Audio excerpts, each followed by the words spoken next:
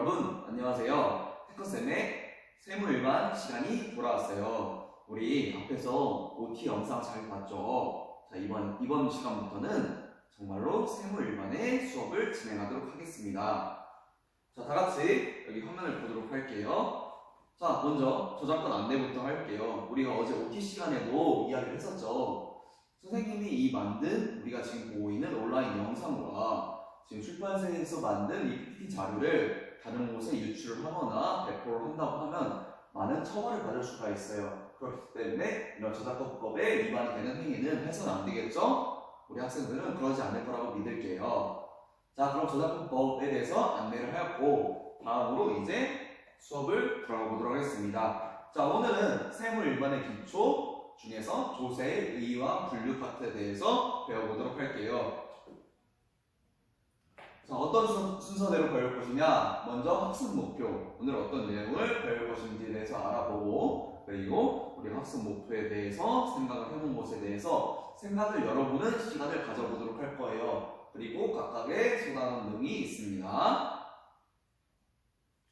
자, 지금부터 우리는 모두 정지를 하고 학습 목표를 큰 소리로 따라서 읽어보는 시간을 갖도록 할게요.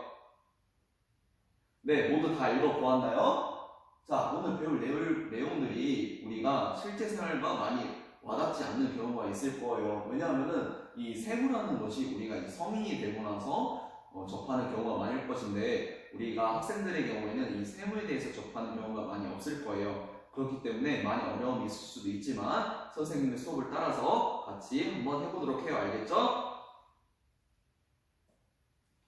자, 지금부터 우리가 정지를 해놓고 생각을 해보는 시간을 갖도록 하겠습니다. 자, 우리 가족이 내고 있는 세금에는 어떤 것들이 있을지에 대해서 생각을 해보고 지금 우리가 책도 있을 거고 책 옆에 노트가 놓여있죠. 그 노트에다가 어떤 것들이 있을지에 대해서 한번 써보고 한번 읽어보도록 할게요.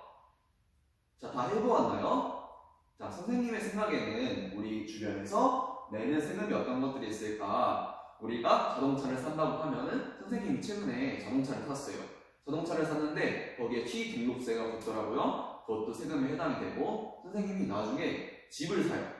집을 사게 되면 그것에 따른 부동산을 이용한다면 부동산 중개 수수료라든가 그것에 따른 여러 가지 세금들이 붙겠죠. 네, 다양한 것들이 있어요. 자, 지금부터는 조세의 개념과 기능에 대해서 알아보는 시간을 갖도록 할게요. 먼저 조세의 개념부터 보도록 할게요. 자, 조세의 개념은 국가 또는 지방자치단체가 재정 수입을 목적으로 법률에 규정된 과세 요건을 갖춘 모든 사람들에게 직접적인 반대 급부 없이 강제적으로 부가 징수하는 금전이나 재물을 이야기를 합니다. 쉽게 말해서 조세라는 것은 우리 사람들이 경제를 유지하고 우리가 어떤 것을 썼다 그리고 어떤 것을 했다 그런 것에 붙는 이러한 금액 이런 것들을 나라나 지방자치단체에 내는 거예요. 그런 게 바로 조세에 해당이 됩니다. 다음으로 조세의 기능에 대해서 알아볼게요. 맨 첫 번째로는 재정 충당의 기능이 있어요. 가장 기본적인 기능인데 재정 충당의 기능이란 국가 또는 지방자치단체의 재정활동을 위한 자금을 주관하는 것이에요.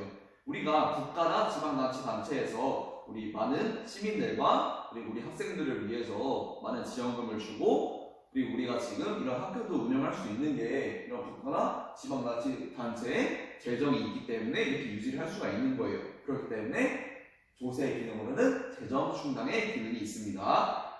자, 다음으로는 소득 재분배의 기능이 있어요. 왜냐하면 우리가 버는 돈이 모두 다르잖아요. 선생님이 버는 돈도 다르고 여러분의 부모님이 버는 돈도 다르고 각자 다르잖아요. 근데 누구는 잘 살고 누구는 좀 더 못 살고가 할 수가 있어요. 그것에 따라서 그래도 혜택을 줘야겠다 해서 버는 소득에 따라서 5억 이상 벌면은 내는 세금의 48%를 내야 된다. 이런 것들이 있거든요. 그렇기 때문에 소득의 재분배 기능이 있다. 그렇기 때문에 누린세나 상속세, 증여세, 재산세 등을 통해 고소득자에게 더 많은 조세를 부담하게 하고 저소득자에게는 낮은 세금을 부과하게 하는 것이다. 이런 게 바로 소득의 재분배 기능입니다. 그렇기 때문에 소득이 오르게 나눠져서 우리 모두가 잘 살 수 있도록 하는 게 바로 소득 재분배 기능이고요.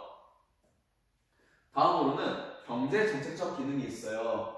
자, 경제 정책적 기능이란 어떤 것이냐? 경제 상황에 따라 세율 조정을 통해 적절한 조세 부담을 지게 하여 경기를 조정한다. 그렇기 때문에 우리가 경기가 과열이 됐어요.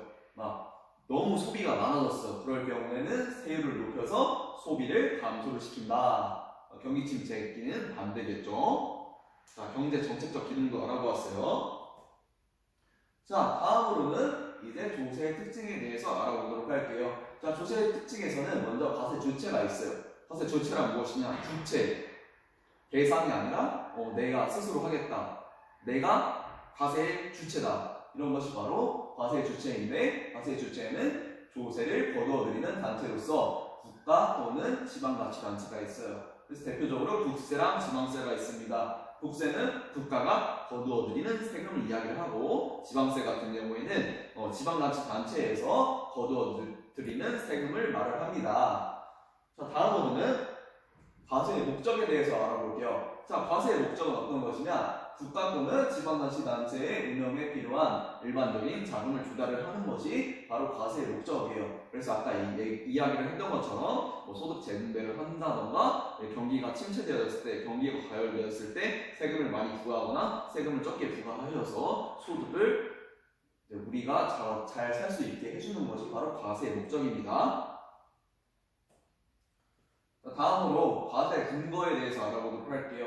자, 과세의 근거는 법률에 따라 사전에 규정된 과세 요건을 충족한 경우에만 과세를 할 수가 있다. 국회에서 정한 법률에 의해서만 우리가 과세의 조건이 되고 과세의 근거가 될 수 있어요. 그렇게 알아주면 되겠어요. 다음으로 조세의 특징에는 무보상성이 있어요. 왜냐하면 조세를 납부한 사람들에게 직접적, 개별적, 반대 극부 없이 법률적 강제력에 의해서 부과하거나 징수하는 것을 말하기 때문에 보상해주는 게 없어요. 그렇기 때문에 조세의 특징에는 무보상성이 있습니다. 다음으로는 이제 조세의 납부 방법으로는 금전적으로 납부를 하는 것이 원칙이에요. 그래서 납세 의무자와 조세 납부 편의를 고려해서 예외적으로 물납을 인정하기로 합니다. 그래서 납부하는 방법으로는 우리가 직접 은행에 가서 납부를 하거나 아니면 계좌이체를 하거나 아니면 대신 다른 사람에게 세금을 납부해달라고 은행에 부탁을 하는 경우도 있습니다. 자, 지금까지 조세의 특징에 대해서 알아보았어요. 다음으로는 우리나라의 조세 체계에 대해서 알아보도록 하겠습니다. 자, 교과서를 펴보면은 교과서 16페이지에 우리나라의 조세 체계가 나와 있죠. 크게 조세는 25개로 나뉘어져 있고 국세 14개, 지방세 11개가 나뉘어져 있어요. 그래서 조세가 이제 내국세, 보통세, 직접세, 간접세, 그리고 목적세, 그리고 관세, 그리고 지방세에서는 보통세, 목적세가 있어요. 그에 따라서 세목에 따라서 근거세법에 따라서 여러 가지 세금들이 있습니다. 자, 이런 것들은 지금부터 선생님이랑 차근차근 알아보도록 할 거예요. 알아보고 보니까 나중에는 세무에 대해서 이거는 우리가 이렇게 잘 알고 있기 때문에 나중에 우리가 세무 처리를 하는데 많은 도움을 얻을 수 있겠다, 이런 것을 얻어가는 시간이 될 수가 있어요.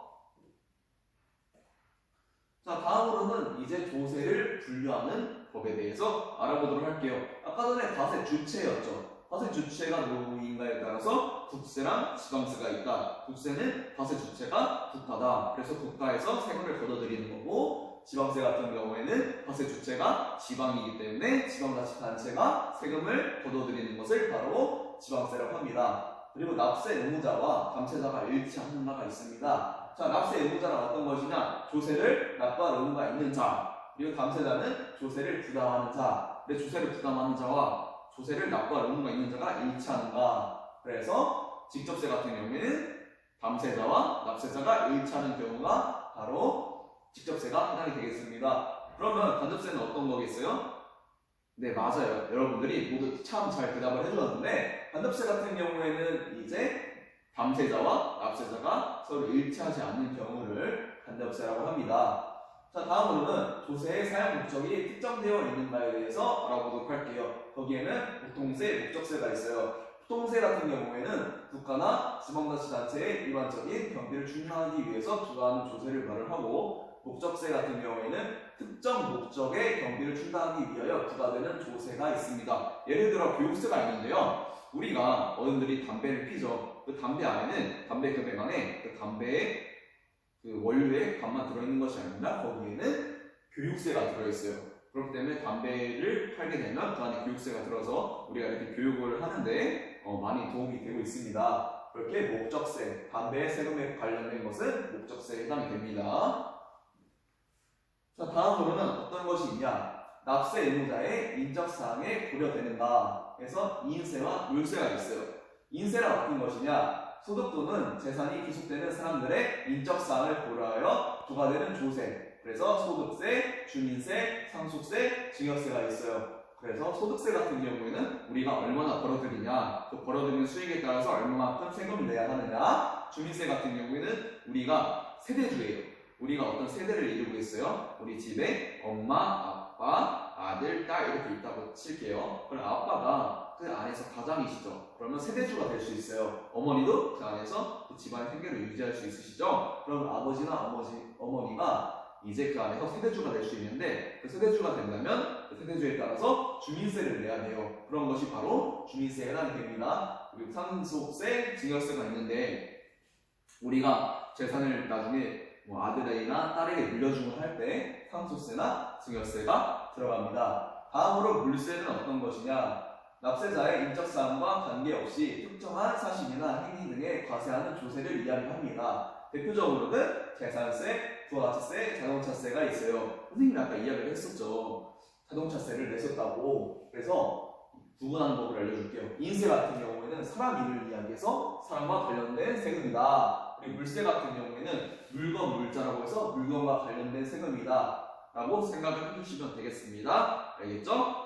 다음으로는 독립된 세원이 있는가에 따라서 독립세, 부가세가 있어요. 독립세는 어떤 것이 있느냐? 독립된 세원이 존재하는 조세가 해당이 됩니다. 그럼 부가세에는 어떤 것이 있느냐? 독립된 세원이 존재하지 않고 다른 조세에 부과하는 조세가 해당이 됩니다. 대표적으로는 소득할 주민세, 지방초동세, 농어촌 특별세가 있습니다.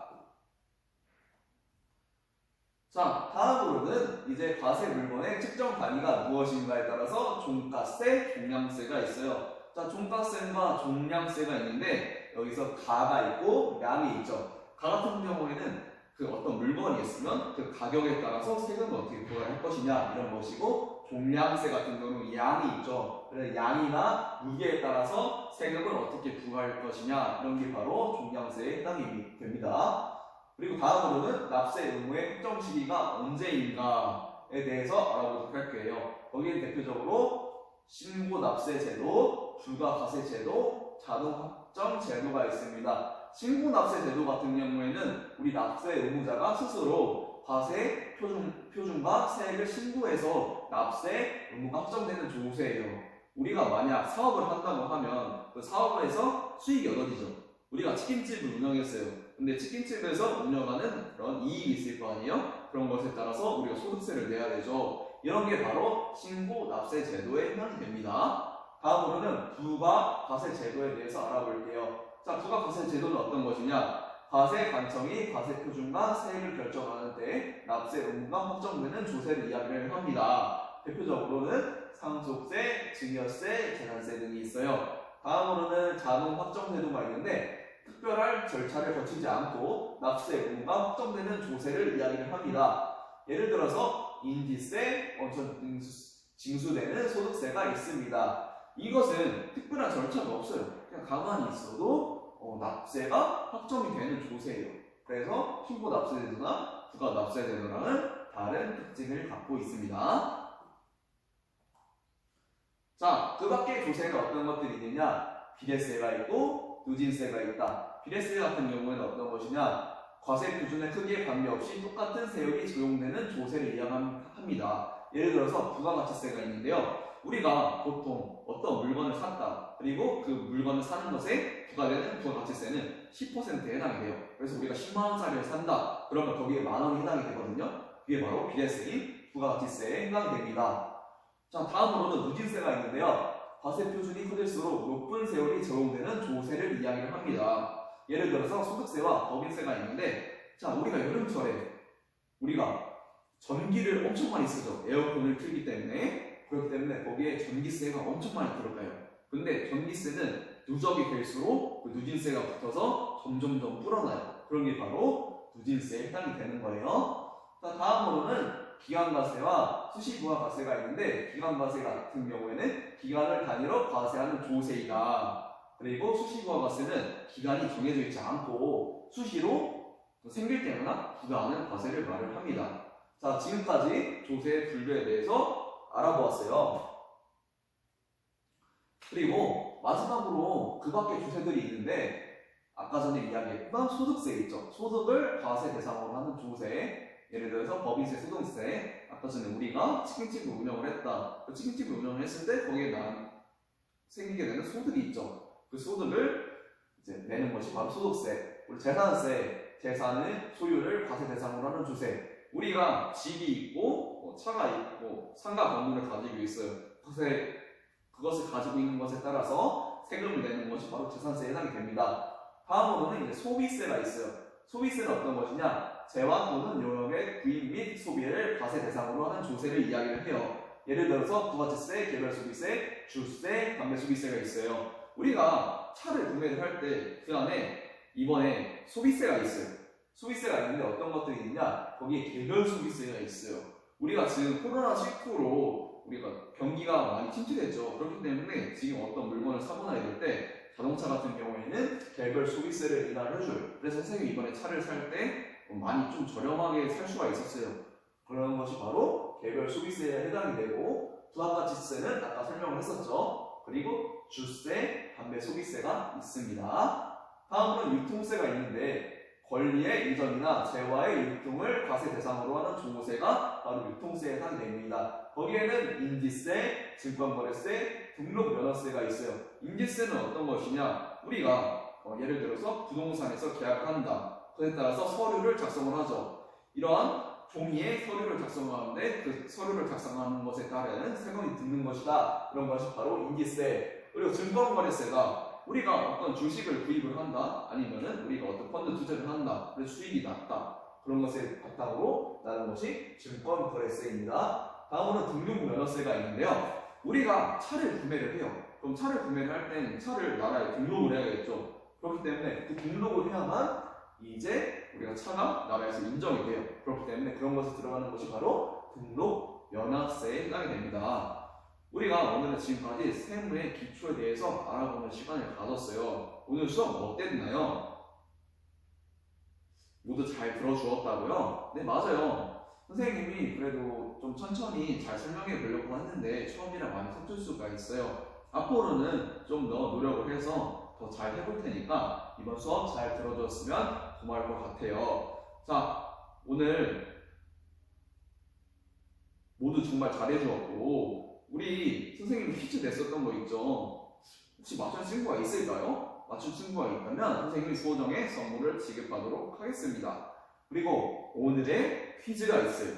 오늘의 퀴즈는 선생님이 지금 이 영상을 촬영하고 있는데 이 영상을 촬영하는 곳은 어딘지 한번 맞춰보고 유튜브에 댓글로 달아줘서 맞추는 학생에게는 선생님이 소정의 선물을 준비하도록 하겠습니다. 단 계약 이후입니다.